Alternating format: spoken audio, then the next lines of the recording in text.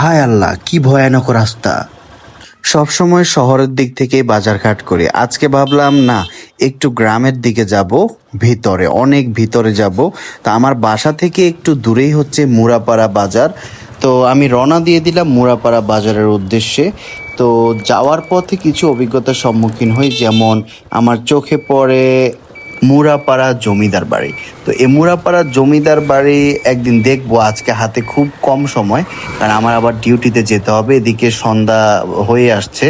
তো মুরাপাড়া জমিদার বাড়ির এখানে আবার লেখা মুরাপাড়া সরকারি কলেজ। তো এই ব্যাপারটা আমি বুঝতে পারছি না, আপনারা যারা বুঝেন বা জানেন একটু জানাবেন কমেন্টসে। তো হাতে সময় খুব কম, তাই বাজার করতে চলে আসলাম এখানে। বাজারে ঢুকলাম, পরিবেশটা অনেক ভালো লাগলো, বাজারের যে একটা গন্ধ সেটা অনুভব করলাম। আসলেই গ্রামের বাজারের মজাই আলাদা। এদিকে বাজার করতে করতে সন্ধ্যা হয়ে গেল, আমিও রওনা দিয়ে দিতে হবে। ভয়ানক রাস্তা দেখেন, অনেক অনেক ভয়ে ভয়ে পার হচ্ছিলাম, কারণ আশেপাশে কেউ ছিল না। দোয়া করবেন যেন সাবধানে যেতে পারি। সেই পর্যন্ত সবাই ভালো থাকবেন। আসসালামু আলাইকুম।